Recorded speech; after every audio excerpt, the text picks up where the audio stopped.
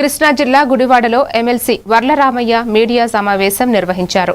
Mega డిఎస్సీలో అవకతవకలు జరిగాయంటూ జగన్ చేస్తున్న ఆరోపణలు అవాస్తవమని అన్నారు.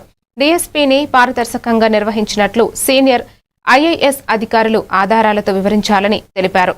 అవకతవకలపై వైసీపీ దాఖలు చేసిన 341 పిటిషన్లను హైకోర్టు కొట్టివేసిందని పేర్కొన్నారు.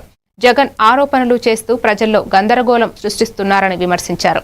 క్లియర్ చేస్తా ఉన్నారు. ఎవరైనా వెళ్ళారంటే ఒక్కళ్ళైన వాళ్ళ దగ్గరికి జగన్ రెడ్డి గారు బిజీ, బాబు బిజీ, ఇంకెవరైనా పంపించవచ్చు కదా. ఏమా మీరు రమ్మన్నారు కదా, ఇదిగో మా డౌట్స్ ఇవి క్లియర్ చేయండి అని అడగాలి కదా. పబ్లిక్ కూడా 175 అంటే 175 కాదురా, ఈ 11 కూడా దయాదక్షిణ్యాల మీద ఇచ్చారు. అసలు నీ ముఖ్యమంత్రిత్వమే రెడ్డి గారు ఇప్పటికైనా కిమ్మనకుండా కూర్చోండి. లేదా మా ఉమెన్ అయ్యే ఆఫీసర్లు ఎవరైతే మేము అవైలబుల్గా ఉంటాం, మీరు ఎప్పుడైనా 10 to 5 ప్రతిరోజు అవైలబుల్ ఉంటాం, మీ డౌట్స్ తీసుకురండి, మేము క్లారిఫై చేస్తాం. What else you require? ఇంకేం కావాలి. నిజంగా నీకు డౌట్ ఏడైనా ఎవరినైతే గ్రూప్ 1లో మెయిన్ అక్యూజర్గా ఉన్నారో, ప్రైమ్ అక్యూజర్గా ఉన్నాడో అతని ఇంటికి వెళ్ళాడు. ఇక్కడ నేరస్తులు అంటే చాలా ఇష్టమండి అతనికి, ఎందుకో తెలియదు.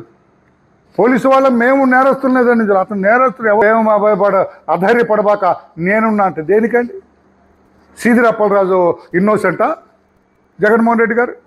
అతని కొడుకు 18 ఏళ్ళ వాడు నువ్వు అన్నట్టుగా యాక్సిడెంట్ చేశాడు. 43